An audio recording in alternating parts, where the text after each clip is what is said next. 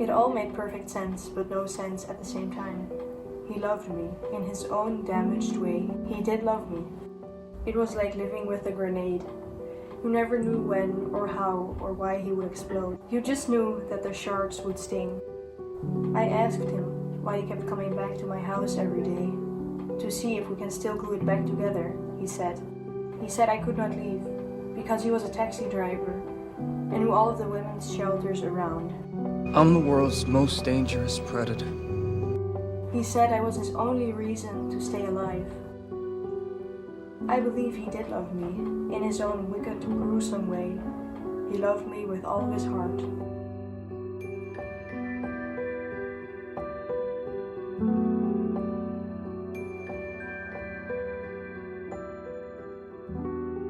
What did you think about those few quotes? Does it surprise you that half of them are actually women's survival stories, and the other half was taken verbatim from stuff like Twilight and After? Today I am in my boyfriend's room using his fancy gamer mic to talk to you guys about abusive relationships and the influence that modern media, specifically TikTok, has on the romanticization, sexualization, and sustaining of abusive relationships. This is something that is very close to me.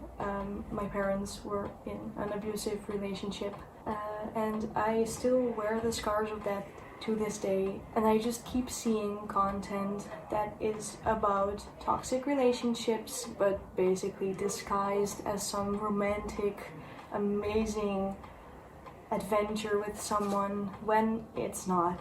It is amazingly scarring and hurtful and terrifying to be close to a relationship like that, let alone be in one. As I said, this video is gonna be talking in depth about violence and toxic relationships, and if you don't think you are ready to watch something like this, please don't watch it. And of course, if you are in a relationship that is abusive, please know that there is resources around and people around that are willing to help you. I hope that I will have put a link in the info card somewhere up here and also in the description. We are back now with the actual fancy microphone working. There was a short power outage, so all of the stuff that I had recorded with the mic got lost, but not this. So yeah, there might be a slight change in the sound now, because now I actually have the fancy mic, and I hope not to lose this recording as well. Oh, I'm not gonna kill you. I'm just gonna hurt you. Really, really bad. To understand abusive relationships, we first have to take a look at traditional gender roles. Traditional gender roles are the belief that men and women are both wired a different way, that they have different responsibilities in life. This can be seen all throughout history, starting with the prehistoric hunter-gatherers, where the men went out to hunt and the females stayed near the camps, gathering foods and taking care of the children. Philosopher Aristotle thought that females were inferior to males, and I quote, "The courage of men lies in commanding, a woman's in obeying." The 12th century poet Chrétien de Troyes, famous for writing about chivalric romances, explained that if a noblewoman or her lady-in-waiting traveled alone, a knight could, and I quote once again, "no more treat her with dishonor than cut his own throat, but if he fought another knight for her and won, he could do with her as ever he pleased." These gender roles stayed the same all throughout the evolution of mankind. The first wave of feminism in the late 1800s and the early 1900s gave women the right to vote. However, the narrative that women had been imposed did not change. This is visible in the more recent history in the 50s, 60s, and 70s of the last century.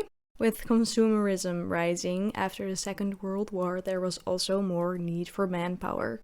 Women started doing more body-intensive labor, like work at the factories. However, they were faced with unequal pay, inequality, and harassment at work.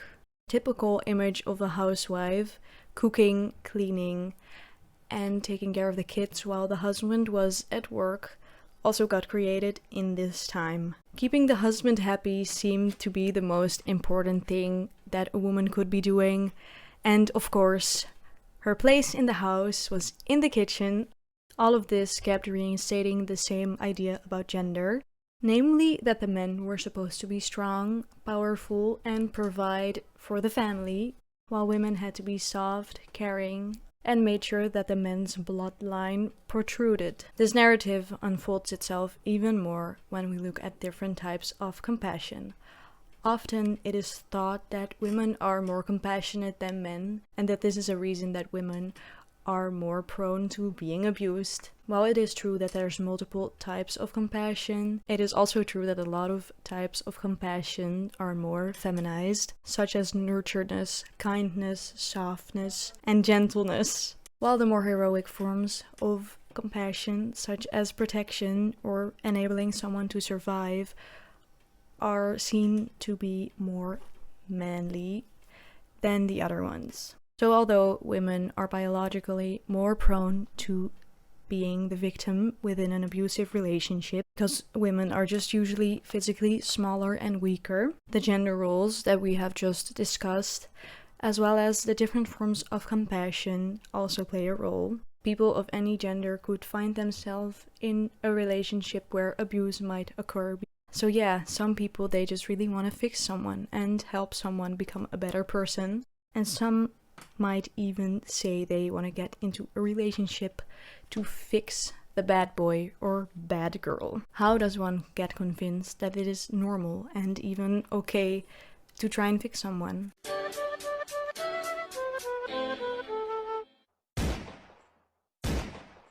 Cause mama, I'm in love with the criminal. As said before, the narrative of a woman needing a strong, powerful man to provide for her has been sprinkled all throughout history. Partly, there is a truth to it in a sexual way. In his book, Descent of Man, Charles Darwin wrote about the natural selection within the human species. He stated that females chose to mate with the person who would guarantee the best reproductive success. This, in most cases, means a strong man who is able to provide and ensure survival. In other words, a dominant man. But is this really true? A study done in 2014 by the University of Quebec answers this question. 1,500 individuals, male and female, ranked 55 sexual fantasies. 65% of females had fantasies about being dominated in bed. For men, this was about 10% lower. I quote, "Among women, it was found that sexual fantasy of being dominated, being spanked or whipped, being tied up, and being forced to have sex were reported by 30 to 60%, according to the study. The fantasy of being dominated was significantly greater for women than for men on average, whereas the fantasy of dominating was statistically stronger for men than for women on average." Another study done in 1999 on female students of the University of Santa Barbara shows that women do not always want a dominant man in a romantic relationship, but when they talk about sexual relationships, this number increases. And this is the point where 50 Shades of Grey, Twilight, After come into play. So this fantasy of being dominated in a bedroom is something that very much women as well as men have, but they do not always want a romantic partner that is equally as dominant. This creates a gap and then starts a search of content centered around a dominant man. There's books, TV shows, movies, fan fiction, and now TikTok, all depicting the same trope. Most of this content is centered around, in this case, a man who has it all. Face in line with the Western beauty standards, a nice jawline, and for some reason, piercing eyes, whether they're brown, blue, or liquid gold. They never seem to be working out, but they still always have perfect abs and the perfect body in general. They have this air around them. They don't care what other people think. They don't care about the attention they get with their amazing bodies. They are very sexually active most of the time. Sorry, Edward. And in the end, they tend to fall for the sweet and innocent girl. She either has not much experience or likes to challenge his power, making him even more keen on dominating her. If you were mine, you wouldn't be able to sit down for a week. What? His tragic past and traumatic experiences make him not only a very dominant man, but also give him wicked anger issues. So he throws some things around, gets into some fights, maybe even gets arrested, while the sweet, innocent girl watches, cleans his wounds, and never wonders if she will be next. He leaves, hanging her out to dry, but you know he will be back. She flinches when they get into a fight, and all of his anger seems to drip away. The man hugs her, saying, "I would never hurt you."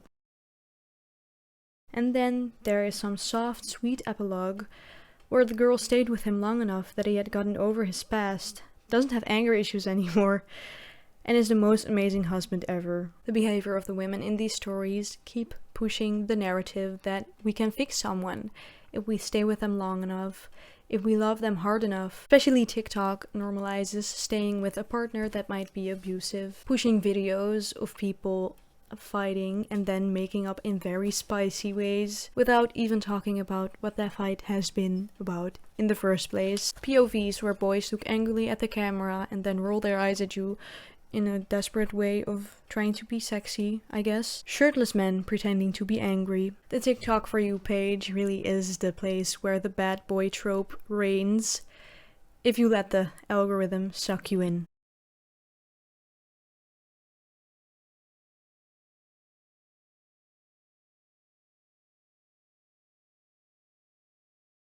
Nazi Minister of Propaganda, Joseph Goebbels, I think, once said, "Repeat a lie often enough, and it will become the truth." Multiple studies have looked into this illusion of truth. I am gonna read from my paper for this one, I'm sorry, I literally can't say it properly.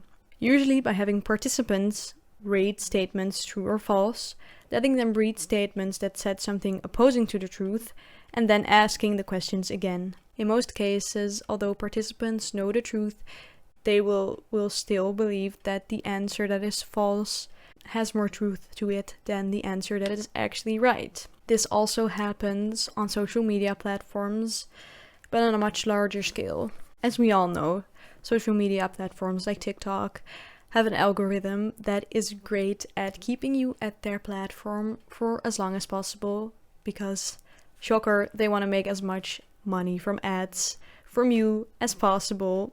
This means having a creative way to keep you on their platform for as long as possible.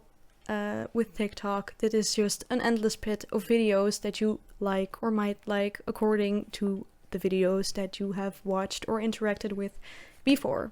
So if I am on the For You page and I see a video of a hot guy with no shirt on looking into the camera angrily and I think, nice, I'm gonna look at this guy's page, or I'm gonna like the video or just watch it, TikTok will think, hey, they like that sort of content, and it will just keep feeding me the content in the endless pit that is the For You page.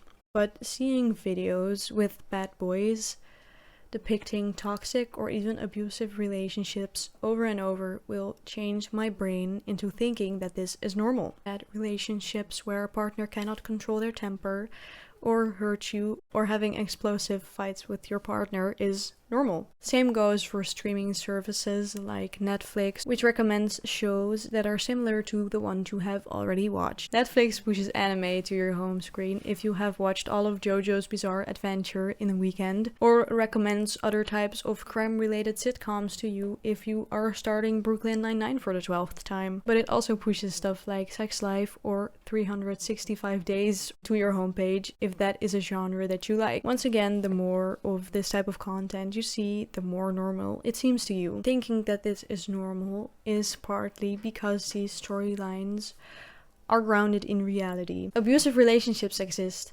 People with anger issues exist. Men with an amazing face and good body that are very dominant and wanting to make you feel good exist. I've watched all of JoJo and I don't believe that I have the power to manifest a part of my soul outside of my body that will fight for me. I read all of the Harry Potter books as a kid, and I still wasn't waiting for my Hogwarts letter when I was 11. However, things like Twilight or After or 50 Shades of Grey and all of that jazz could make me believe that relationships where the man has some inescapable dark past that he can't let go of makes it okay for him to throw things across the room or sneak into my window at night to watch me sleep. Hey, la la la. The rise of TikTok specifically added to the normalization of another trope in abusive relationships. Between January of 2018 and August of 2020, TikTok saw an increase of its users by 800%, while in the same time frame, these numbers for other platforms like Instagram or Facebook stayed the same or even got less. Each platform is focused on creating short video content, so why did TikTok get the biggest? A survey done in November 2021 on teens aged 12 to 17 focused on this question. According to the results of this survey, TikTok had a high entertainment value. The platform's endless scroll with a huge variety of content also was accredited because it keeps the users engaged. Lastly, the positivity of TikTok was named because people feel like they can freely express themselves on TikTok, as well as the relatively easy way to go viral. So TikTok is seen as a more casual platform than Instagram or Facebook, and this is directly visible on the content you can find on your For You page, contrary to other social media platforms where sometimes it seems you can only find perfect people with perfect lives that don't make any mistakes. It's more usual for people to post their mishaps on TikTok, usually with a more humorous undertone. Posts about mistakes in romantic relationships are pretty popular on the platform, especially people calling themselves or others out for behavior that might make them a problematic partner. Sharing these red flags is a good and a bad thing. The humorous tone of this content might not always let people know that this is a warning for a certain type of behavior. It shows people that it is okay to ignore these red flags, and it learns to oversee the potential qualities of an abusive partner. So what if you did ignore the red flags? What if you love your partner so much that you stay with them through everything? What if all you wanted to do was help them, mend them, get them to be the best person they could be, but now you are stuck in an unhappy, unsafe reality? Some people might ask, well, why don't you just leave? To see why people might not leave, we have to dive into the metrics of an abusive relationships just for a bit. It's not that graphic or anything, so don't be afraid. Most abusive relationships have 3 stages. The first one being the tension building phase. The abuser might be on edge, might be annoyed, and the abused might feel like they are walking on eggshells, doing their best to do nothing wrong, to not let the abuser explode. The second stage actually is the explosion stage, where the abuser does explode and where the abuse might happen. Third is the honeymoon phase, where the abuser might be sorry for the actions or might pretend that nothing ever happened in the first place, but still is trying to make things right and maybe even promise that it will never happen again. And then the abused may have hope that this actually finally was the last time and decides to stay with their partner. But sadly, this tension almost always starts to rise again, continuing this vicious cycle. Of course, there are many multiple factors why someone might stay in an abusive relationship. Fear of the abuser, of course, but also fear of people around them judging them. And one of the biggest reasons, if you have stayed with this partner for long enough that you have kids with them, for the kids, so that they don't have to choose between their parents. But staying in a relationship that is dangerous will not only normalize abuse for the abuser and the abused, it will also normalize it for people who are around the abuse. The abused might keep falling for the bad boy or the bad girl and keep getting themselves into these scary, dangerous, abusive relationships. The abuser might think that it's normal to abuse people and keep doing it even if the original abused has left them. And kids will have learned that it is okay to be abused within a romantic relationship, whether that's physical, mental, or any other way. This will prove to them what TikTok, those shitty romance novels and movies have been repeating to them over and over. That abuse is okay, that abuse is normal, when it never, ever, ever, ever, ever, ever is okay.